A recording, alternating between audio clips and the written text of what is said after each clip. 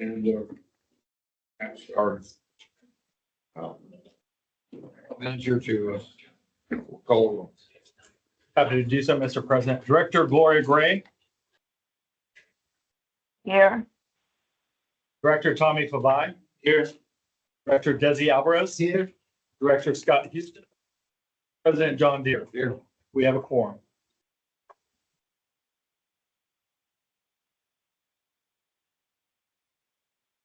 Public comment? Mr. President, we have not received any requests for public comment, though this meeting is being held both in person and virtually. If there's any member of the public that would like to speak on a public comment, please indicate so by raising your virtual hand.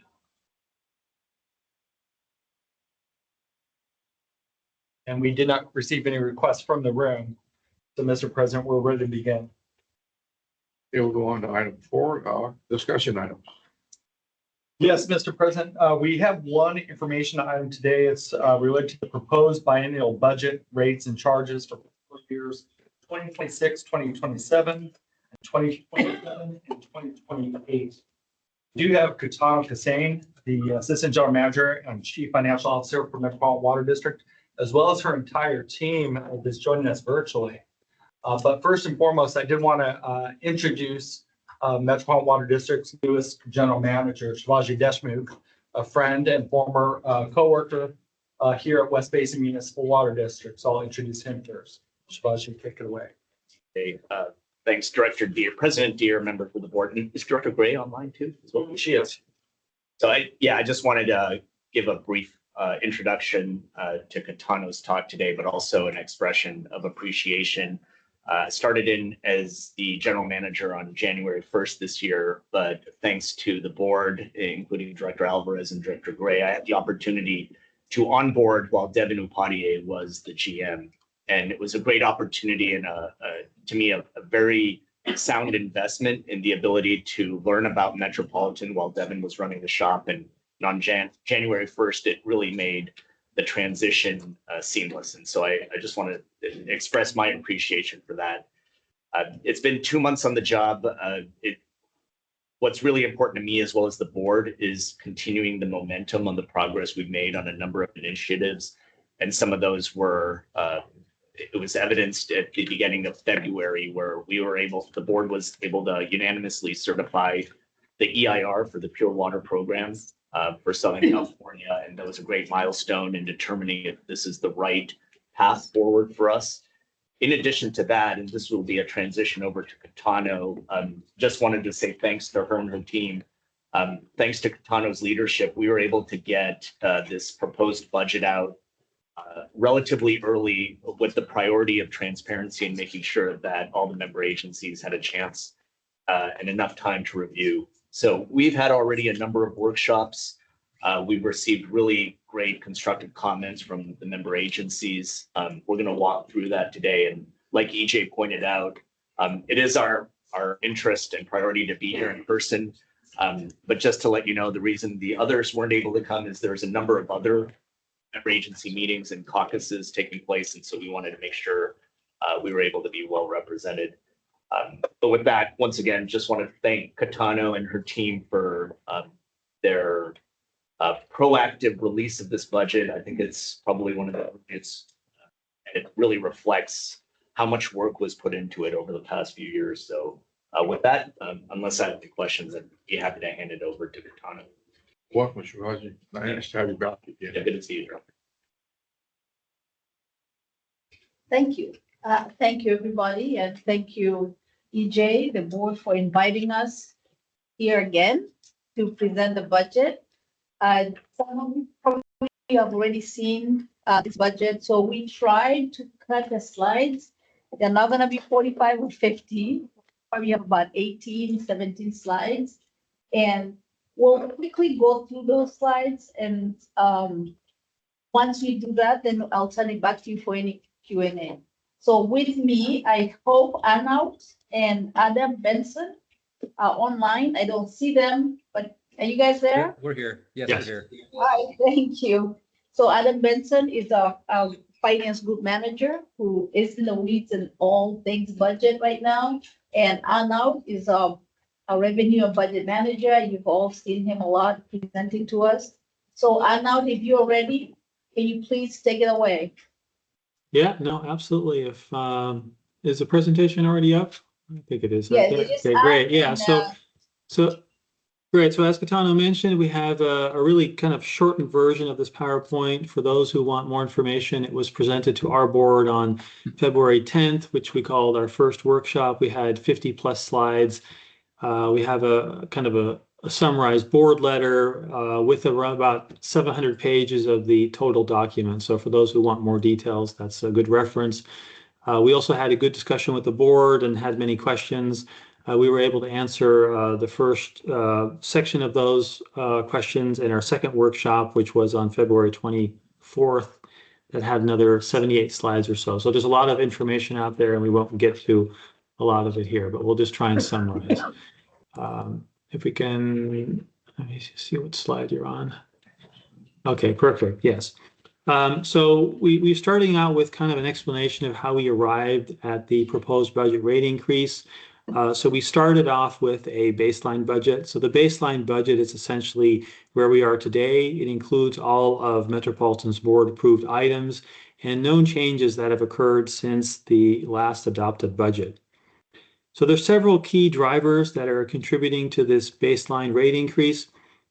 First off, the federal funding under the Inflation Reduction Act, the bucket one funding that was offsetting some of our costs for supply programs has ended. So that's resulting in a $47 million increase in our revenue requirement that's affecting our supply rate. Second, staff updated the assumptions on the sale of stored water to non-member agencies. We're reducing the projections from $60 million a year to $25 million a year.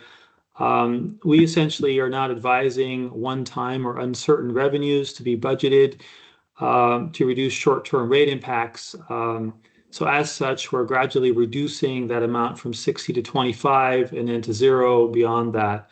Metropolitan, however, will continue to seek opportunities to monetize stored water as it makes sense financially and operationally, but we don't suggest to incorporate that into the budget. Third, we have seen increases in departmental O&M costs driven by personnel expenses, materials, utilities, and security contracts. We'll have some more information on that later. Other expenditures include previously approved DCP planning costs and debt service associated with investments in capital, supply, conservation, and operating equipment. So these increases are partially offset by lower projected water cost and higher property tax revenues. So when taking all these factors together, you can see how we ended up with our rate projection over the biennium of 7.5% each year, followed by gradual moderating increases over the remaining forecast period. Next slide, please. So beyond the baseline, the proposed budget includes some incremental drivers that focus on reducing risk and increasing reliability and resilience of our system. So first off, we have an increase in our base CIP for repair and replacement. Metropolitan continues to see a facing backlog of repairs and replacement projects driven by aging infrastructure. The prior biennium CIP totaled $666 million. The proposed budget increases that two-year spend to approximately $950 million. So that's an increase of $284 million. So this funding level supports contracts that are already approved by the board and the advance of additional projects to address reliability and reduce the likelihood of costly failures. So these actions reflect a proactive approach to manage long-term costs, to maintain system reliability, rather than defer critical work and facing higher consequences later. And second, replacement of critical operating equipment. The proposed budget also includes funding to replace our aging high-risk operating equipment for treatment plants, conveyance facilities, and support operations. So these investments are focused on essential day-to-day operations such as pumps, electrical systems, control, and fleet vehicles. And by addressing these needs now, staffing is aiming to reduce unplanned outages, improve operational efficiencies, and avoid higher emergency replacement costs in the future. Next slide, please. So the third incremental driver is staffing to support operation, maintenance, and CIP. Metropolitan has experienced several years where the majority of new requested positions were not funded. Since even as service for our demands, regulatory requirements, and climate-related responsibility have continued to grow. So this has resulted in a sustained workforce pressure, deferred maintenance, and increased operational risk. So in developing this proposed budget, staff has to balance the operational needs with affordability, and staff has created a staffing plan to roll this out over 6 years. We'll have some more details on a following slide. And then to limit the rate increase, we've kind of spread it out over those years and minimize the rate increase to no more than 1% per biennium as a result of the staffing plan. So that resulted in adding roughly $10 million to the first year and $21 million to the second year, as we're focusing on adding positions for core operational areas that directly support system reliability. And it is important to keep in mind that even with these staffing needs, there are remaining trade-offs. Staff will continue to work with the board to manage these other impacts. And lastly, the incremental driver is the proposed budget does include funding for the 45 MGD Pure Water Project, Stage 1. The full 45 MGD Stage 1 project is included in the 10-year forecast, totaling about $3.6 billion in nominal dollars. For this biennium, the proposed budget includes around $150 million for those 2 years, primarily for final design, permitting, and pre-construction activities. And most of this $150 million is funded by grants over this 2-year period. Next slide, please. So this slide summarizes how the baseline budget and incremental drivers translates into the overall rate impact. So as you discussed was early, the baseline impact was 7.5, so that sums to the 15 over the 2 years. When adding up the incremental drivers plus the pure water at the bottom, you can see how we ended up with 9.5 and 9.5 over the biennium. Next slide. And we can have one more. So this slide shows the estimated unrestricted reserve balance. So the yellow bars, the red line shows our minimum reserve level, and the green line shows our target reserve level. The red box represents the 2 years of biennial budget, followed by the 8 years that make up our 10-year forecast. So based on the proposed budget, we are projecting to draw down reserves approximately $95 million in the first year of the proposed budget and recover that over the remaining 10-year forecast. So looking at the table, you can see the first line there is the overall rate increase. That's the 9.5 for the 2 years. The second line shows our water transactions, and we'll have some more information on the following slide on this one. Next there we have our revenue bond coverage target, which is one of our primary indicators of credit quality. We do have a target of 2 times. We are, however, not projecting to meet that 2 times target during the biennium, but hope to reach that during the 10-year projection as our finances are projected to improve. Then we have PAYGO, that is the amount of capital that we're currently financing from our current revenues. You can see that increasing quite dramatically as the Pure Water project steps up over time. And then we have our property tax rates, which we're assuming to stay flat at 0.007% over this projection period. Next slide. So this slide shows historic water transactions and forecasted water transactions. You can see the red line was our prior 10-year forecast. Our updated green line is our current proposed biennial budget. You can see our slightly lower projected water demands in the short and long term. A few things to highlight here is you see the kind of orange colored block on top, that 100,000 foot of RCP sales in December 2024 for cash year ending 25. So that's the reverse cyclic program that generated much needed revenues to allow member agencies to pre-purchase water in a 2025 full service rate for future deliveries. So that is being kind of drawn back in an expected those obligations to be fully fulfilled in calendar year 2026, and therefore that's reducing our water transactions somewhat in 26 and 27 on this chart. Next slide. So this table shows our proposed expenditures from our 2026 revised budget. It's net of grants and debt funding. It's really focusing on the cash impact here in terms of what's going to impact our reserves. The revised budget includes some things that were approved by the board beyond the base budget. Those things are in the footnotes below. I'm not going to go into huge detail on this slide, but essentially some of the variance explanations are on the right. We've seen some substantial increases in state water project fixed costs, primarily due to updated projections from DWR, including higher transportation capital and minimum OMP&R charges. We have seen some lowering cost projections for the state water project power costs, reflecting lower projected market prices and also revised operations. And similarly, we were seeing very substantial decreases on the CRA power costs, but a lot of this is due to the projected reductions in CRA diversions due to the post-2026 operational rules that are expected to reduce Colorado River supplies. We've assumed here a reduction of 330,000 acre-foot per year. In addition, we're also seeing some lower projected power prices, and that's why we've seen quite a reduction in that projected CRA net power costs. For departmental O&M and operating equipment, we have seen increases due to the approved MOUs, some additional staffing. We'll have some more detail on following slides, and higher operating equipment and approved security contracts.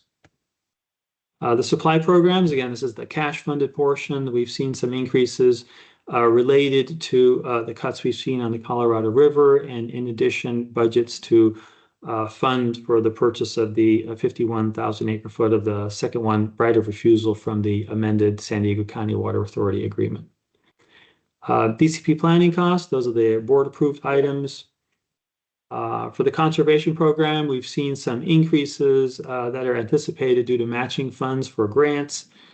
For the local resource program, you're seeing kind of a decrease and then an increase due to primarily driven by activity of existing agreements where projects are not ramping up as quickly as was anticipated, at least in the first year, and then are anticipated to be closer ramping them up in the second year. PAYGO, again, this is just the amount of capital being paid from current operating revenues. And our debt service, you can see that's increasing also over time as we have a higher CFP and are spending more on capital expenditures. Next slide.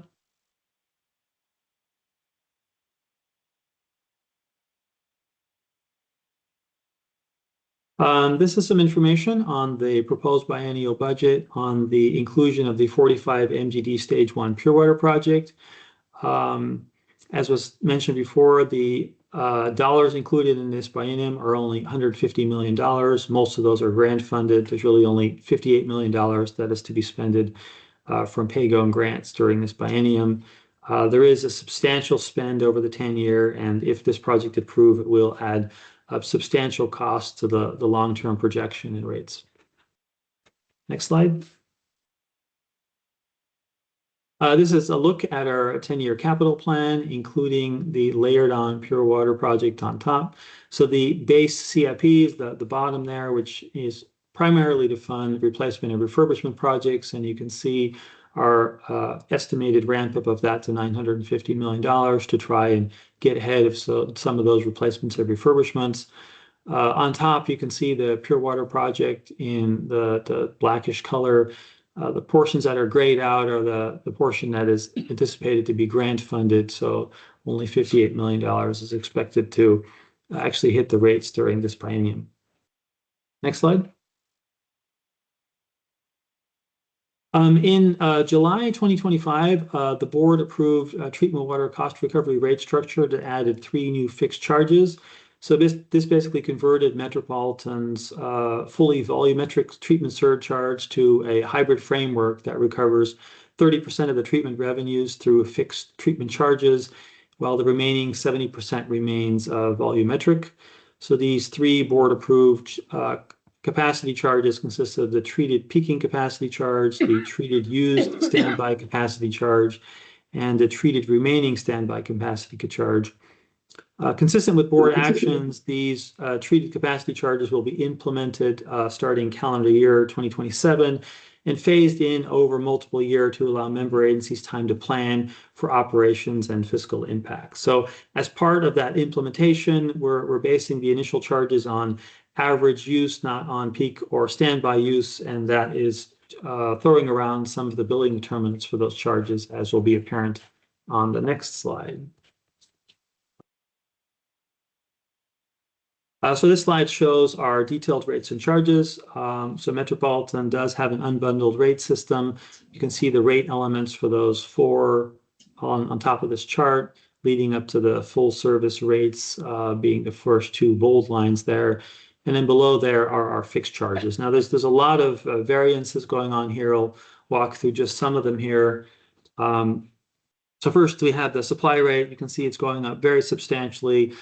This is based from the information that was presented on the top. The loss of the Inflation Reduction Act, or the sunset of that, is substantially increasing our supply rate. In addition, we've changed the sale of stored water assumption here from 60 million to 45. So both of those things are affecting this supply rate element.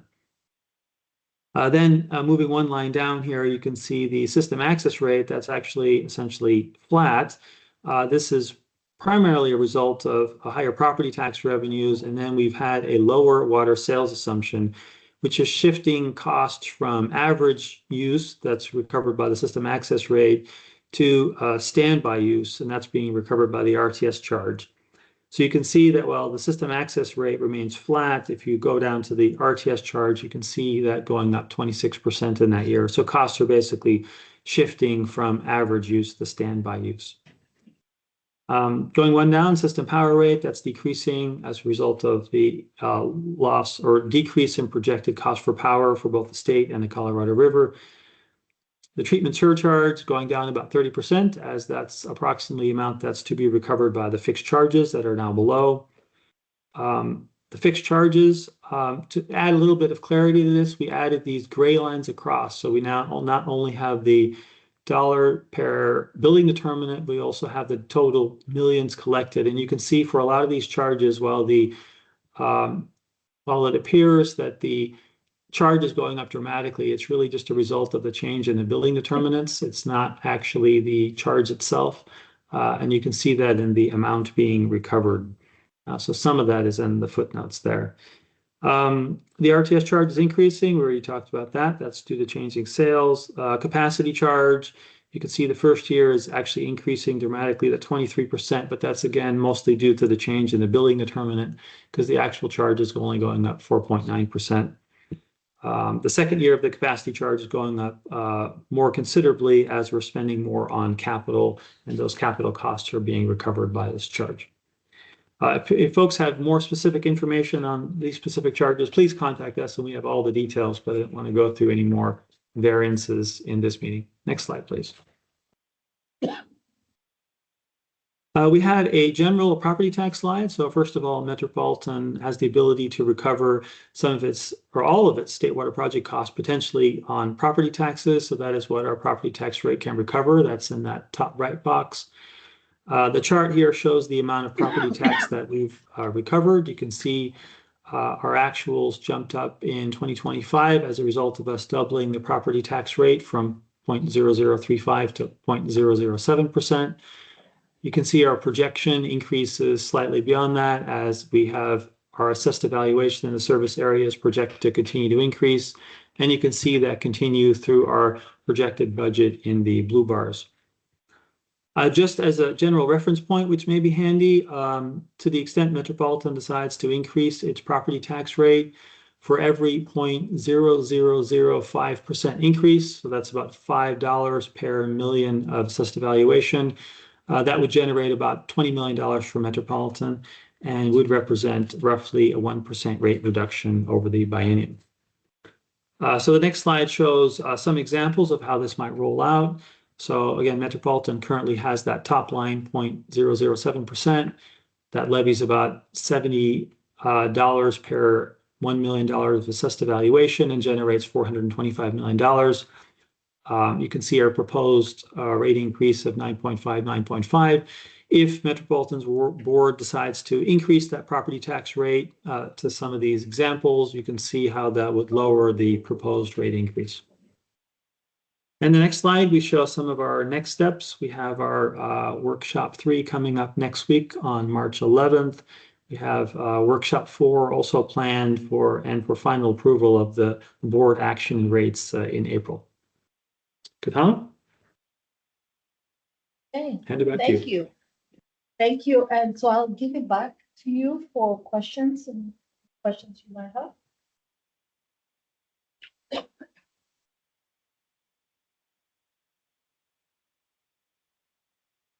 Well, I'll help out. I don't remember. Questions?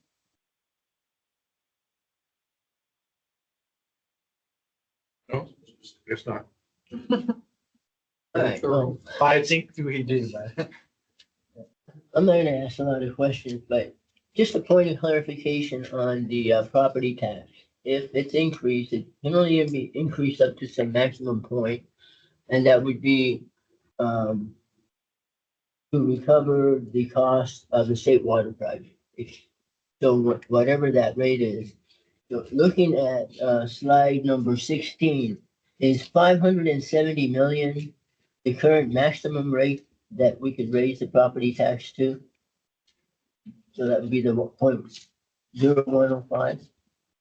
I would want to say, with a lot of caution, the state, usually we budget, I think, another we actually have maximum. We usually budget around $600-700 million, depending on what we believe is gonna come. But what we don't want to do is collect based on budget. We really want to collect based on that actual number. So to the extent that we ever wanted to do that, we are not advocating to try to do that, because then I don't want to end up with balancing and saying we over collected.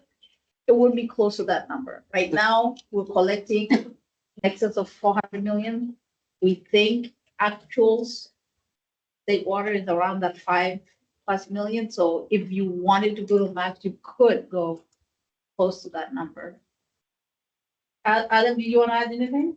Yeah, no, Katano, I think that's exactly right. So the 570 million that you see on this slide with the 0.0105% is about equal to our state water contract fixed costs. So that doesn't include the variable costs. And I think to Katano's point, you know, from staff's perspective, we would really want to just be judicious in terms of setting that levy so that we're not over collecting relative to the variable costs.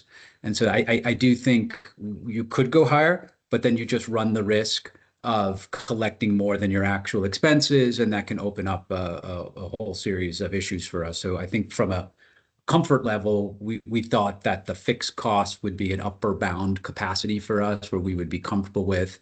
And then it gets further complicated by credits and other things that come into play. So this to us was a comfort level that we would be open to, though we certainly do acknowledge that under the MWD Act, we do have the authority to collect up to our full state water contract costs.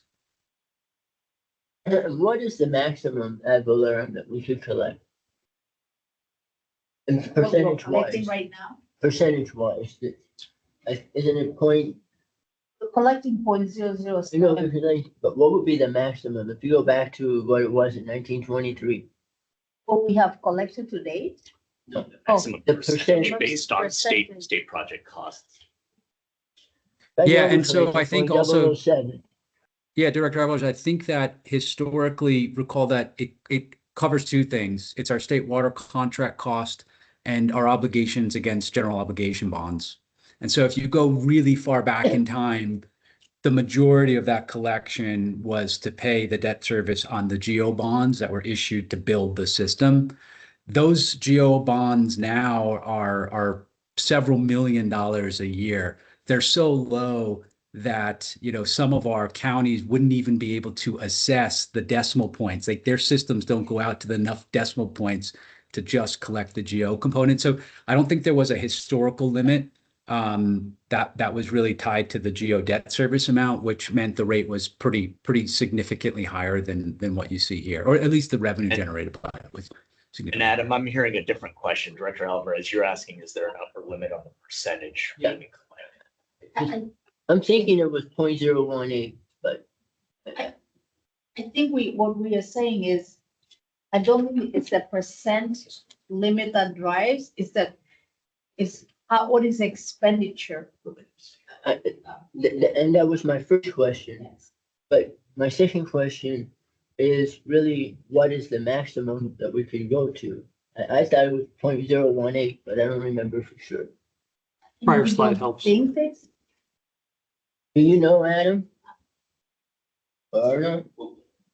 We'll find out. Both Catano and I are thinking it's based on the expenses related expenses. to state project, but there may be an upper limit. We'll find out for you. Adam, did you want to say something? No, I think what you're saying, Director Alvarez, is if you were to include the variable costs, could you set that rate at? Is that what you're asking? Because it is limited to the state water contract cost plus our general obligation debt. It's the combination of those two things Is it that we're bound by. Right. Yeah, so if you raised another 130 million to get up to the full 700, which is roughly our annual spend on state water contract, every 0.0005% yields 20 million. So that, like, I think you're probably in the right ballpark, like at the 0.018, that would probably get you there. It might be a little less than that. So I think your math is pretty close, but I didn't run the numbers specifically on that. But we can do that. But what we're also saying is, even though we can look at the budgeted number, and Patty's not here today, but we'll double check. I do not believe, and I've looked at that section, that there's a percent limit, because the board was allowed to collect.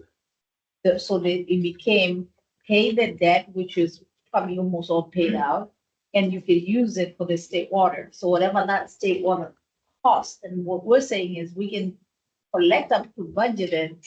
We prefer to only limit it to actuals, because then it becomes of reserving those dollars if we overblend. So it will always go back to what is that expenditure, and then you can write a percent what that is. Right, so that's also on the previous slide, as Catano was getting to, that I think the limit is not the percent levy, the limit is actually the dollars that it can recover. So if you move to the previous slide, you can see that in the box. But we can back into a percent.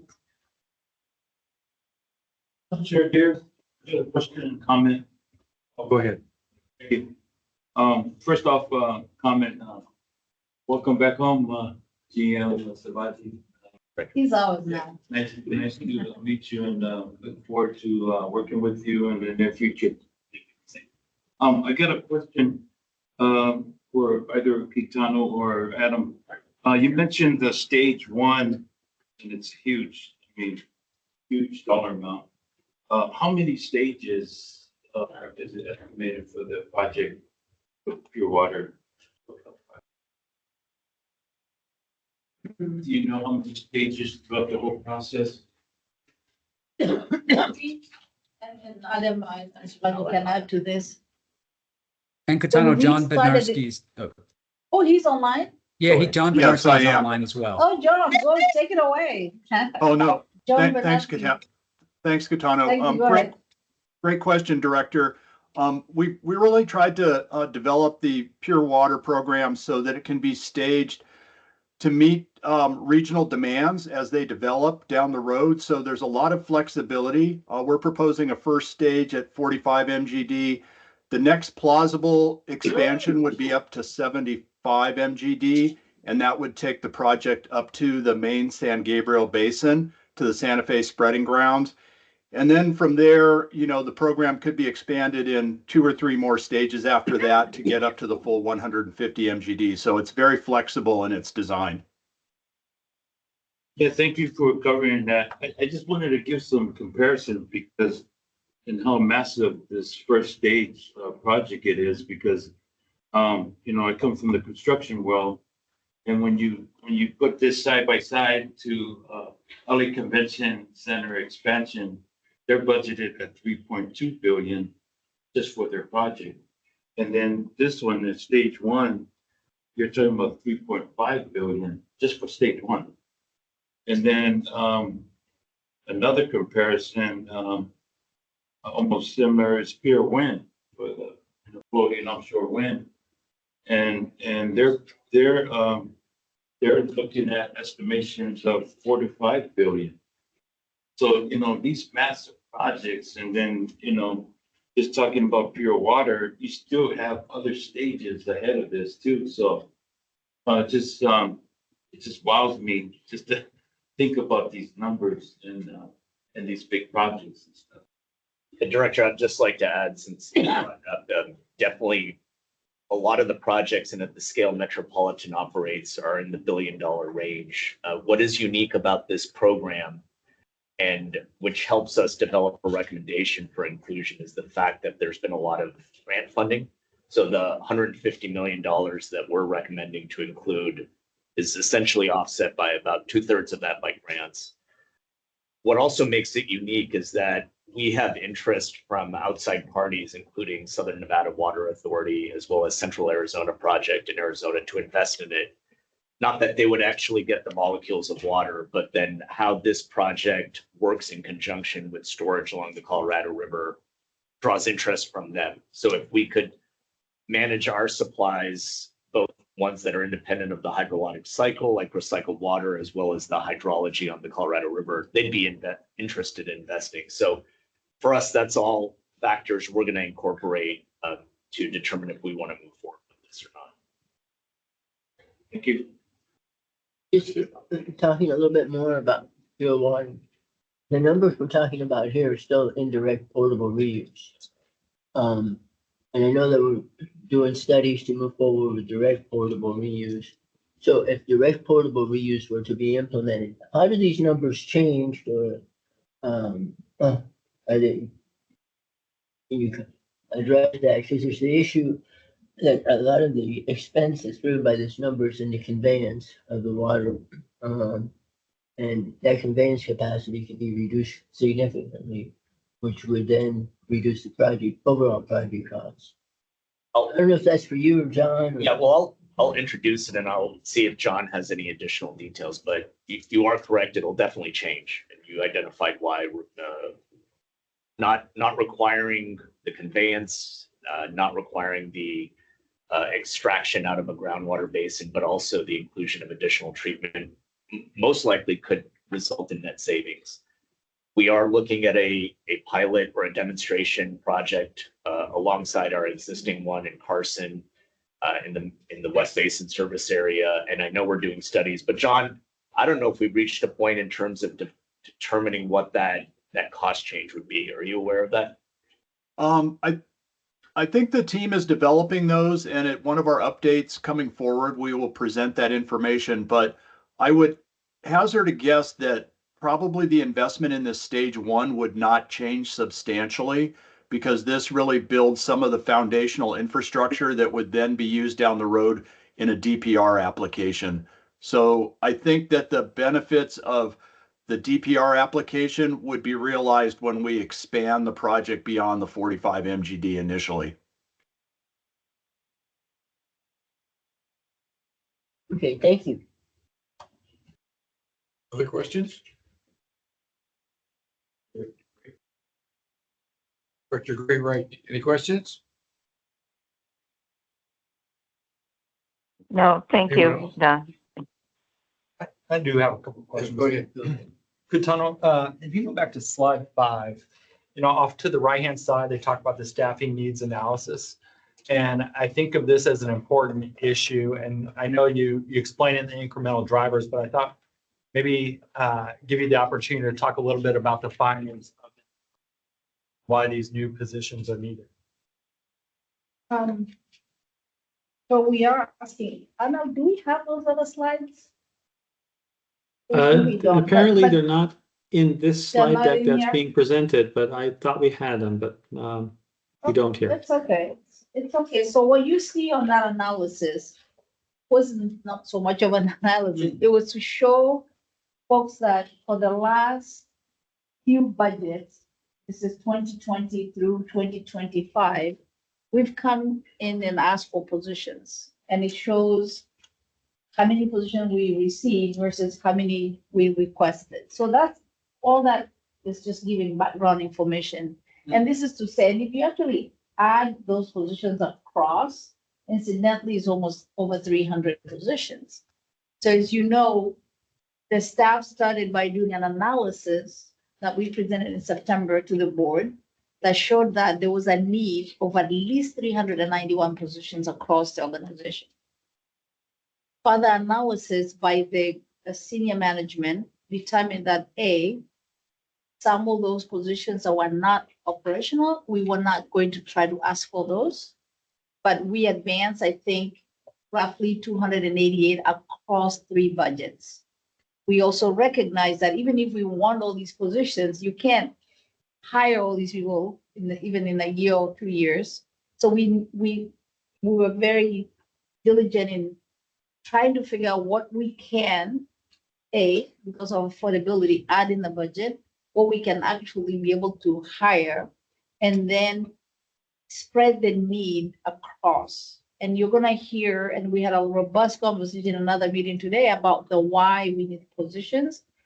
Next Tuesday, I believe, there's gonna be a robust conversation about why we need each one of those positions. The board actually is doing their due diligence. They're asking us to go through the entire spreadsheet and say, why this position, why this position, why that? And you're gonna see that our operational positions, a lot of them are needed because we're increasing CIP, we're increasing other things. We keep adding. We've always added the last few years, but we haven't really added staff. And this chart shows that we haven't added, but we continue to have a lot of addition to the work, but also an aging infrastructure that needs that R&R of $950 million.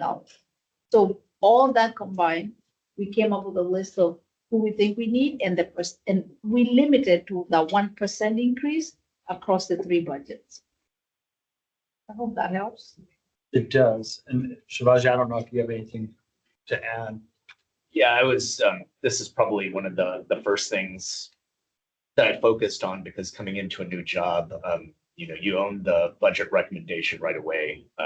I have a lot of confidence in that 87 recommendation, but this is also from a perspective of not understanding how our entire organization works. So what's important for me to communicate to the board is a commitment to reviewing the efficiencies throughout the entire organization. I want to be clear, that doesn't mean reducing staff out there, but just making sure that the departments and the staff is focused on the mission. So that's something that I've already started doing. But we've gone through these 87 positions, and there are a few in addition to that reflect debt financed or CIP related positions. So those are in addition to the 87, 8 of which are currently included related to pure water, 10 of which are related to CIP. So that's going to be an important discussion and distinction for the board. With the 87, Catano pointed out correctly that these are mostly operations focused. I've got to be very clear with the board that it's important to note out that is a short-term fix. In order to support 87 new people, and in order to support the staff we have, you also need administrative functions, accounts payable, human resources.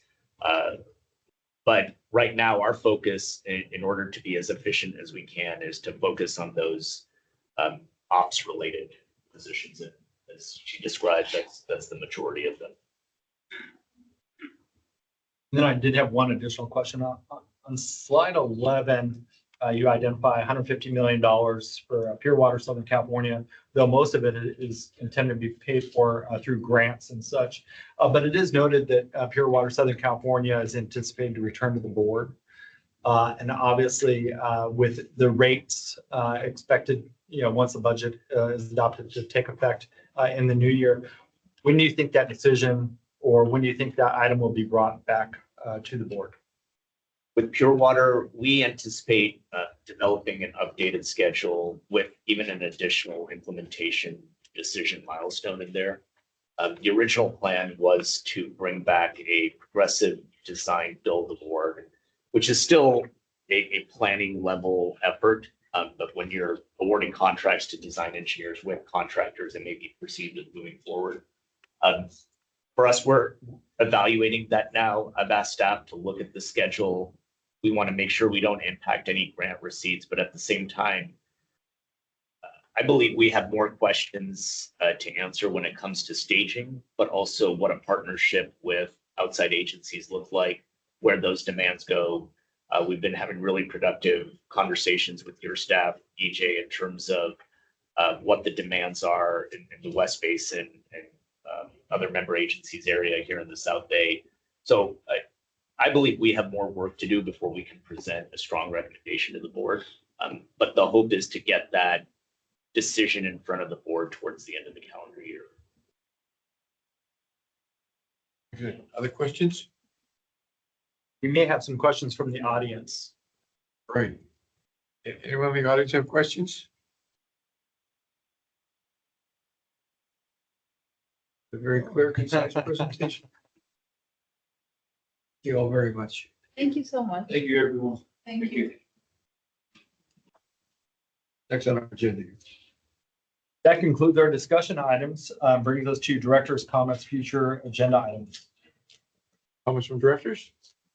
None. Director Gray, any comments?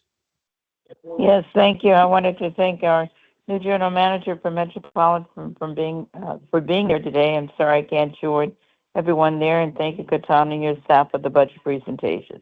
Thank you, President. Thank you, Director. All right, if there is no further business, we are adjourned. Thank you.